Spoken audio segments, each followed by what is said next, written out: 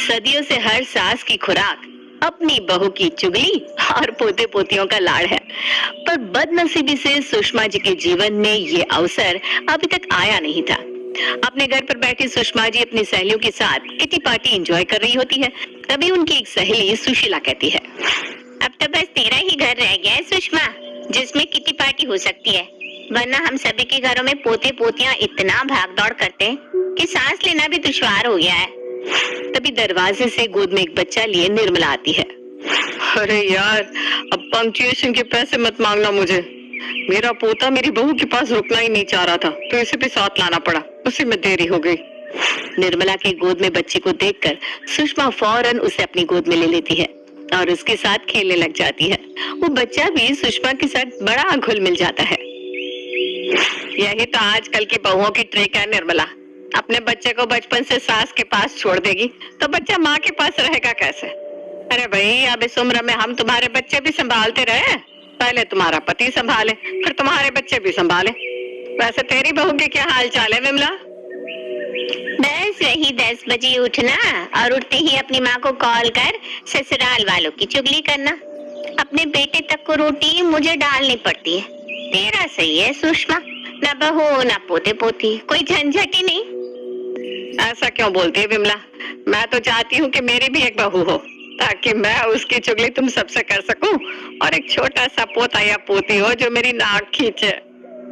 जब तक कोई लड़की दुल्हन नहीं बनती तब तक उसे शादी सपनों से सुहानी दुनिया ही लगती है। ऐसा ही तुझे भी लग रहा है। एक बार बहू आ जाएगी ना, फिर अपनी किस्मत को रोएगी तू।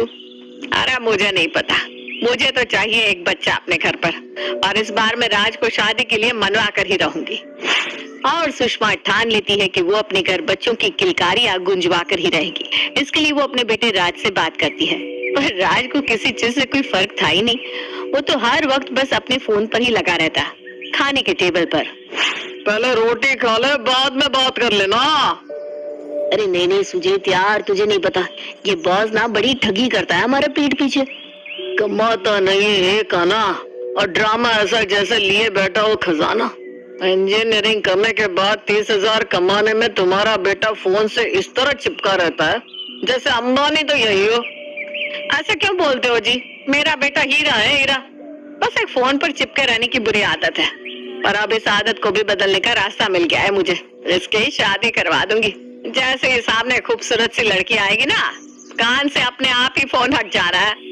आप बिना शादी के पहले कम भटके हुए नहीं थे। कैसे कैसी बुरी बुरी आदतें थी आपको, माँ जी ने सब कुछ बताया था मुझे। पर देखिए कैसे शादी होते ही सारी आदतें सुधर गई आपकी। तो इसके क्यों नहीं सुधरेगी? शादी होगी तो खुद लाइन पर आ जाएगा, और मुझे भी एक बहू मिल जाएगी चुगली करने के लिए। ऐ सुन ले बेटा, तेरे लिए लड़की देख रही हूँ मैं, देख लूं ना?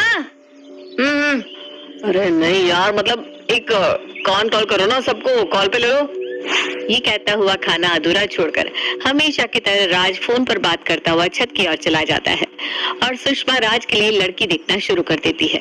फौरन ही नैना के साथ राज का रिश्ता पक्का कर देती है। चुप थी। शादी के मंडप पर पंडित जी मंत्र पढ़ रहे थे और तभी राज का फोन बज जाता है।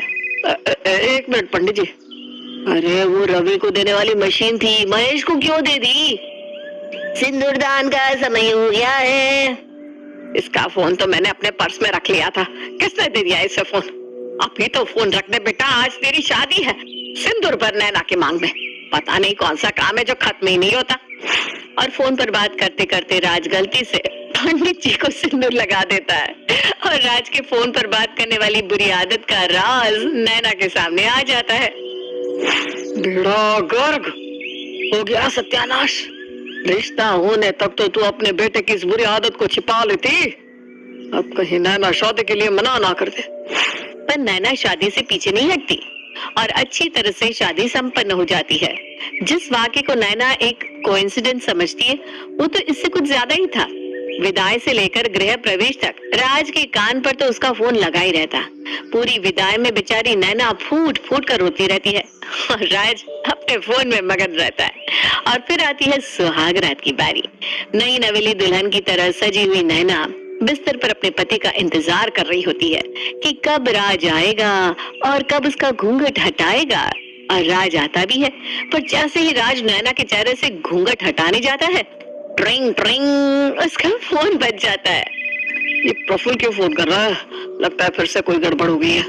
और फोन पर बात करते करते राज कमरे से बाहर चला जाता है। ये क्या बात हुई? पहले फोन पर बात करते करते पंडित जी की मांग भर दी, मेरी विदाई पर इन्होंने मेरी तरफ एक बार भी देखा नहीं, और अब सुहाग रात में मुझे अकेला छोड़कर चले गए। कौन सा पति अपनी पत्नी के साथ ऐसा करता है? नैना फौरन अपनी सास के पास जाती है और उन्हें इस बारे में बताती है। क्या वो आज के दिन भी कमरे से बाहर निकल गया?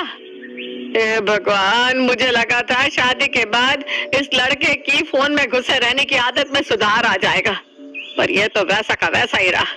ऐसे तो कैसे देखूंगी मैं पोते पोतियों का मुंह? उसके लिए इन्हें मेरा भी तो मुंह देखना पड़ेगा मम्मी जी, जो मुझे तो लग नहीं रहा कि ये देखेंगे। ये कहाँ फंस गई मैं?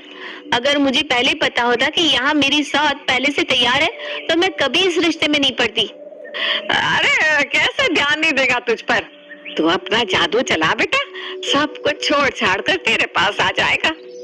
पर सुबह 4 बजे तक राज फोन पर ही बात करता रहता है और 7 बजे ऑफिस निकल जाता है। नैना अपनी माँ को कॉल कर इस बारे में बताती है। क्या? मुझे तो मंडप पर ही कुछ गड़बड़ी लग रही थी, पर तूने कुछ कहा नहीं तो हमने भी जाने दिया। तू 2-4 दिन और देख ले बेटा, और हाँ, राज जी का फोन चेक करते रहना, कहीं कोई लड़की का चक्कर तो नहीं है। एक मौका देखकर उससे बैठकर बात कर, और उसके बाद भी राज जी के बर्ताव में सुधार नहीं आया तो फट से मुझे या तेरे पापा को कॉल कर देना, हम फौरन तुझे लेने आ जाएंगे। मुझे तो अब लग रहा है कि पहले से ही उनके जीवन में कोई होगी, वरना शादी की पहली रात कौन सा आदमी अपनी पत्नी को छोड़कर फोन में घुसा रहता है? मैं कहाँ जाऊँ मम्मी? अरे नहीं नहीं बेटा, रो मत, तेरा घर पड़ा है, टेंशन मत ले। जमाना बदल गया है, ऐसी कोई बात निकली तो हम तेरी दूसरी शादी करवा देंगे, तुझे वहाँ मरने थोड़ी ना छोड़ देंगे। और शादी में जो खर्चे हुए हैं वो तो मैं तेरे सास ससुर से निकलवा ही लूंगी, 10 बातें सुनाऊंगी सो अलग। अपनी माँ की बात मानकर नैना एक अच्छी पत्नी की तरह ही राज से पेश आती है और उसे खाना परोस कर देती है। पर रात को कमरे में आने के वक्त राज फोन पर बात करते करते छत पर चला जाता है, पर इस बार नैना शांत नहीं बैठती। वो चिपके से राज के पीछे पीछे छत पर चली जाती है, जहाँ वो देखती है कि राज छत पर पहुंचते ही फोन अपने पॉकेट में रखकर बिस्तर लगाकर सो जाता है। ये क्या था? ये तो छत पर आकर सो गए।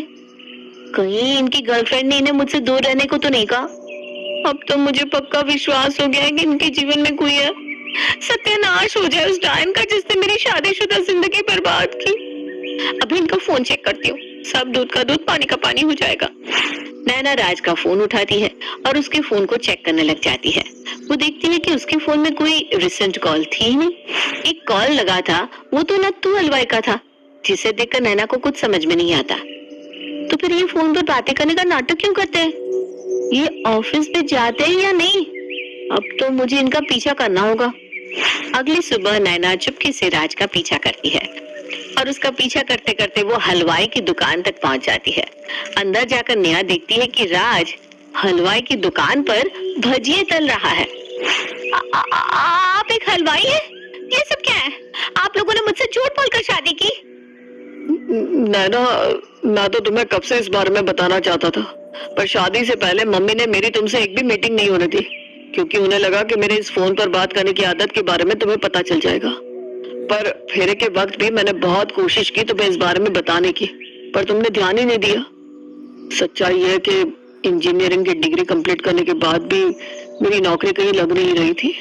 हर वक्त सभी मुझे ताने दे रहे थे कि नल्ला है ये।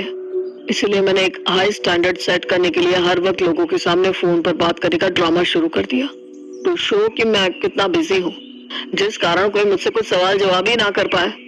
फिर काम ढूंढते ढूंढते मुझे नत्थू हलवाई के पास काम मिला, तो मैंने ज्वाइन कर लिया। मैं ऑफिस के कपड़े पहनकर घर से निकलता हूँ, पर आता यहाँ हूँ, और यही मेरी सच्चाई है। अब देखो, तुम्हें मुझे छोड़कर जाना है तो तुम जा सकती हो।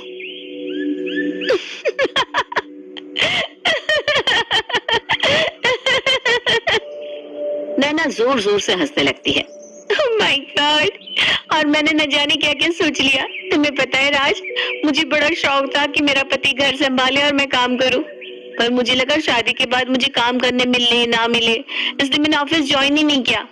पर तुम तो हलवाई की ट्रेनिंग भी ले चुके हो, तो क्यों ना अदला बदली की जाए, तुम किचन संभालो मैं काम करूं। 2 साल बाद। मेरा टिफिन राज। ये लो, तो आराम से ऑफिस जा बहू, मेरे पोते के पास मैं हूँ ना।